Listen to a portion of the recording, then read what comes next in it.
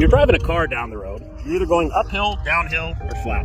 On a train, we don't have that luxury. Your train may be going uphill, downhill, flat, uphill again, downhill again. Depends on how long your train is and what kind of territory you're running in. That's why locomotive engineers are federally licensed professionals. They understand how to keep the entire train moving at the exact same speed at the exact same time, even if the train is 10, 11, 12, 13, 14,000 feet long.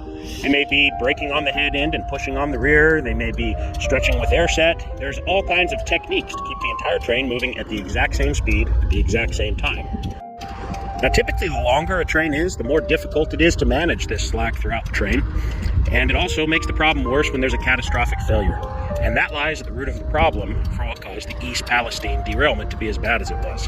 See, there was a mechanical failure, and the train derailed. One car derailed.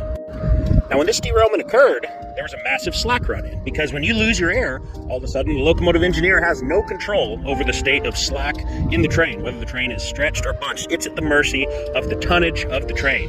Now, the train that derailed was 12,000 feet long, and this hazardous material was near the rear of the train, and the locomotive engineer has no control over what that slack is doing when a train that big decides to derail.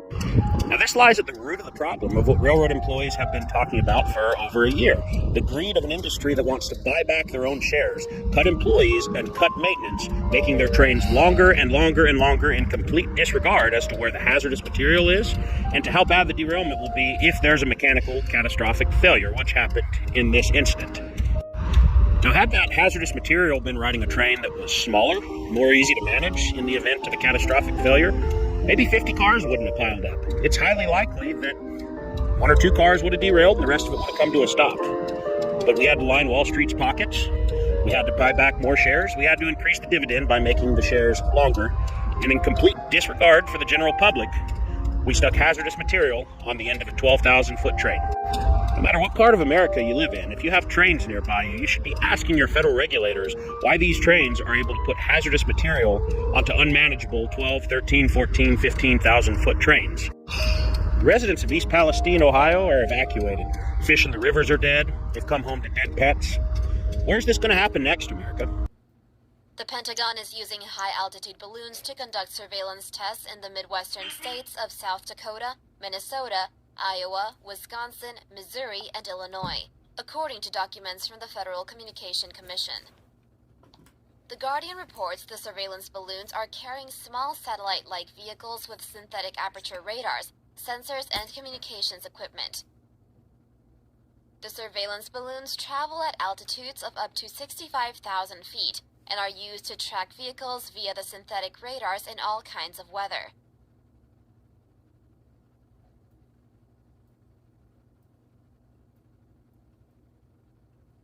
The Guardian reports that the balloons use an advanced mesh networking technologies, which allows them to share data and communicate with one another.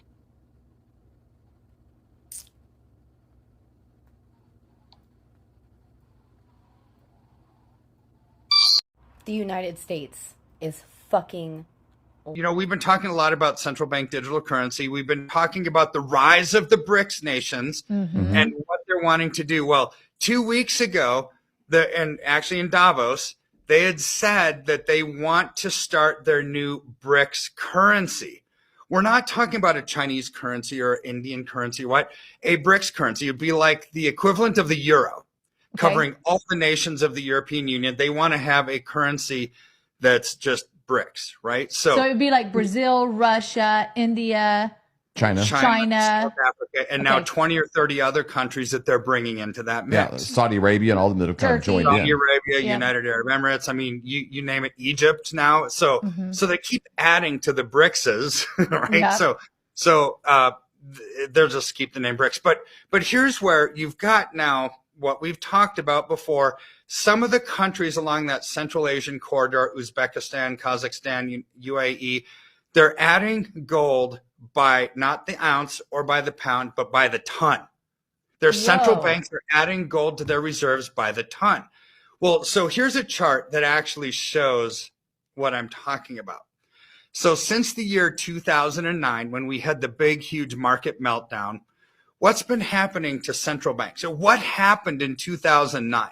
I think that was like the pinnacle of market collapses, and central bankers said, look, the way that we've been doing it, printing fiat money, it's broken. The whole entire global system is based on debt. We're devaluing our currency. When they devalue the currency, it causes inflation. So we've got to start to back our currencies with gold at the central bank level. Okay. So these are official reserve assets of countries from around the world, right?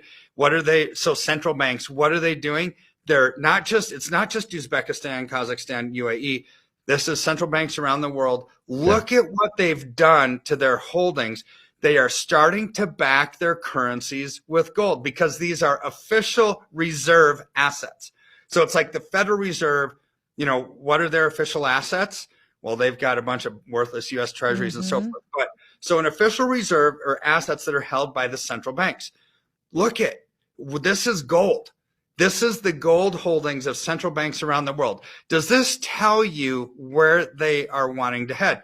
Because when the BRICS nations, for example, said that they want to have their own currency, they've been dangling this carrot out there over the last 6 months or so saying, our central bank digital currency is going to be backed by gold, right? Because they want people to invest in their currency, not some other currency. Well, and that's why nations are clamoring to join what they're doing. Right. They're not doing it because it's a bad idea. They're doing it because they see that as that's the headboard floating on the side of the Titanic. You know, that's what they're trying to. It's like the only thing that they have because there's nothing that we have that's actually real. It's all toilet paper. It's all toilet paper. And when you have toilet paper as a currency, we say that tongue in cheek, it's not really toilet paper, it's currency, but it's becoming more and more worthless because when you print money like there's no tomorrow, you devalue your currency. It takes more of that junk currency when you flood the markets with it to buy valuable goods and services.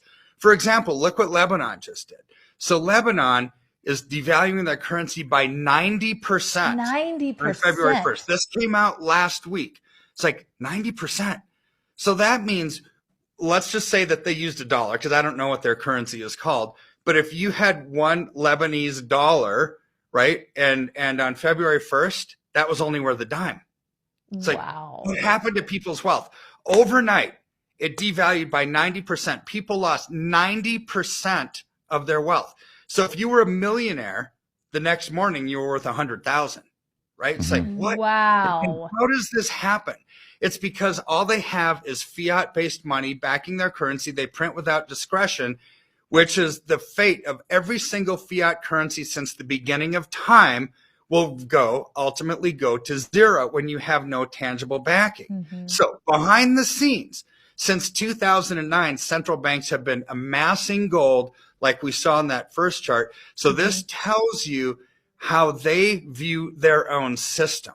Like remember a few weeks ago, we showed that video of the FDIC, how it showed that they only had 1.38% of all bank deposits actually covered by FDIC insurance. What was the statement that those bankers made? It's like, we don't even trust ourselves. Right. It seems like people trust banks more than we trust banks, and we're the bankers, right? So this is what this chart of gold is telling us what central bankers think about themselves. They know that their system is broken. They're amassing a gold to back themselves. So then what should we do? The world is not what we were told. You're going to see me follow the perimeter around Antarctica with your Google Earth measuring device. I know some of you are going to say that those little dips that I'm not following somehow make 33,000 miles. So I got a little treat for you in the end. Just watch and you will see.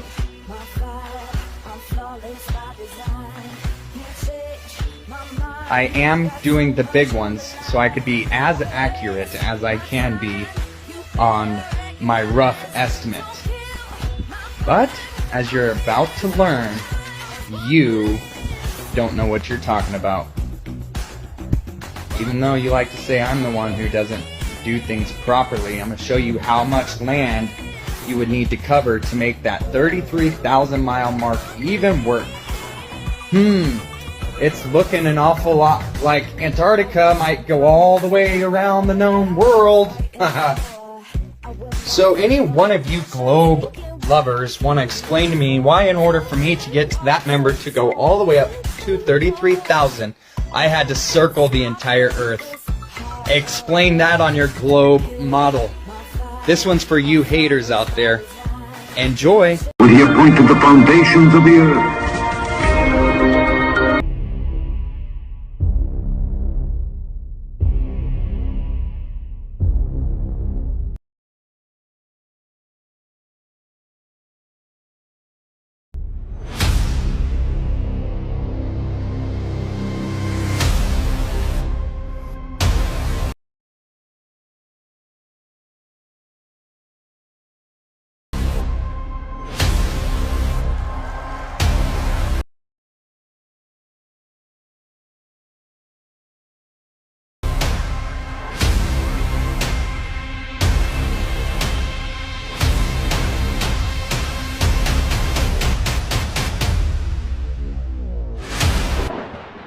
Alan B.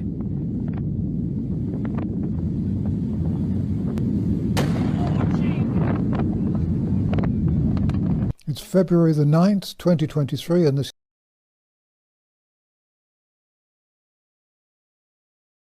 war started and began us on our long journey into the new abnormal and the Great Reset. This is, I believe, the most important video you'll ever watch, because it shows without any reasonable doubt that Joe Biden, the American president, accelerated the design of war between Russia and Ukraine, which has now become World War III, with America, the EU and the UK supplying tanks to attack Russians, and a German minister admitting that we are at war with Russia.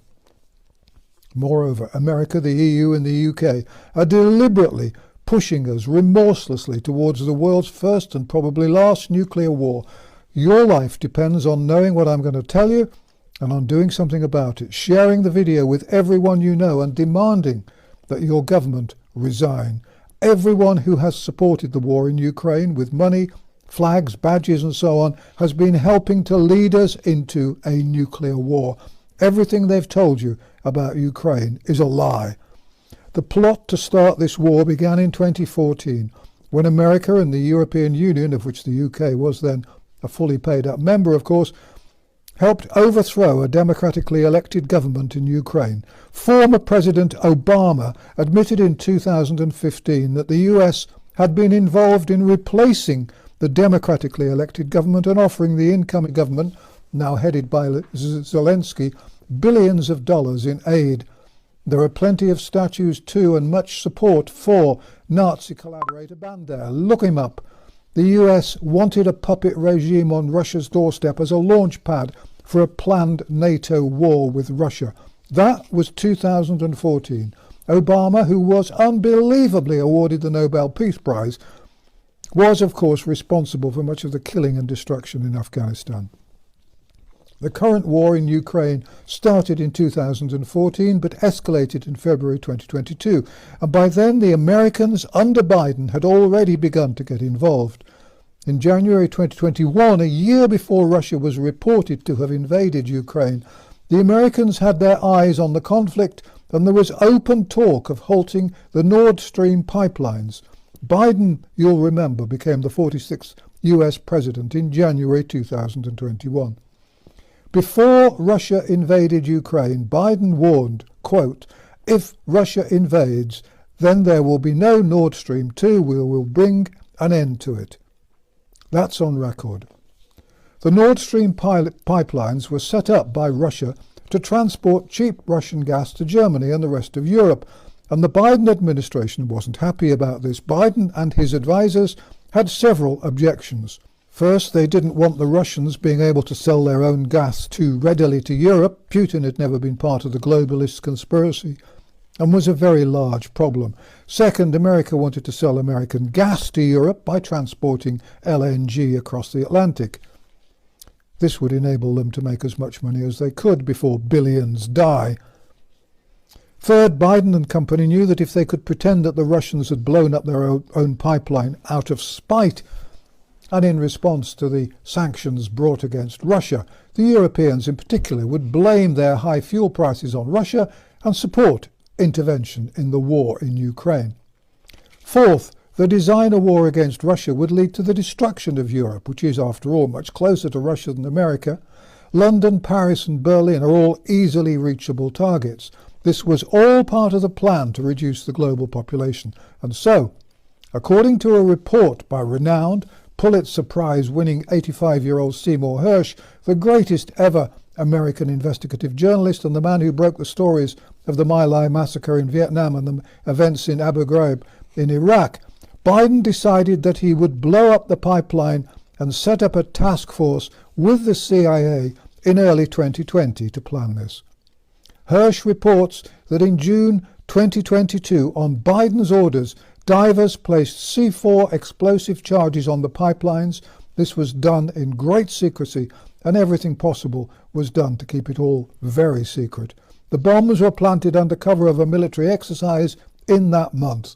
The Norwegians who helped with the mission knew that they'd be able to sell their gas to Europe too. Then, in September 2022, a buoy, or buoy as the Americans call them, was dropped by plane and the charges were set off. The US Undersecretary of State for Political Affairs, Victoria Hewland, hailed the destruction of the pipeline at a Senate hearing. Inevitably, the US blamed Russia, claiming that they'd blown up a pipeline which had taken Russia 15 years to build and had cost $20 billion. The result of all this is that the prices for fuel in Europe and the rest of the world have skyrocketed. The price of food has inevitably soared too. There will be hundreds of millions of deaths in Asia and Africa where people can no longer afford fertilizers, food or fuel. Biden must go down into the history books as one of the most evil men in history, and now we're heading rapidly towards a nuclear war. Under Sunak's alleged leadership, Britain, pretty well bankrupt and at the start of a major recession, is talking about supplying jet fighters to Ukraine on top of the billions of pounds worth of bombs and bullets already sent. And it seems certain that it will. America and Germany and the UK all denied that they'd send tanks, but they are. And the UK is already training Ukraine pilots to fly British jets. The future is now bleak indeed. We have been betrayed by everyone. In the UK, Charles the hypocrite and a staunch supporter of a smaller global population has always been a vocal supporter of Ukraine. The globalist conspirators know that the COVID jab has destroyed the immune systems of billions and will make those individuals who have been jabbed far more vulnerable to the radiation effects if nuclear bombs are dropped. As I warned in a video in May 2022, they want a nuclear war. The fake pandemic was always a distraction, a compliance program, and a way to weaken immune systems through the fake vaccines. The CIA and the White House have denied Seymour Hersh's story, but you know that what he's saying is true because the mainstream media, led no doubt by the CIA, is now describing him as a discredited journalist and self-publisher, the very same words they used to try and discredit me early in 2020. You'll know, by the way, that the beginning of nuclear war is very close when Charles leaves Buckingham Palace and suddenly decides to go to one of his country palaces, in Scotland perhaps, and when Sunak goes to Cornwall on holiday, and when Macron disappears into the country, and so on. Anyone in or within 30 miles of a decision-making major city such as London, Paris or Berlin would be well advised to leave when that happens. It's time for us all to prepare. You'll need food, medicines and cash. Our comfort is that we have God on our side. Please share this video. Our only chance of stopping what they've planned is for the world to know.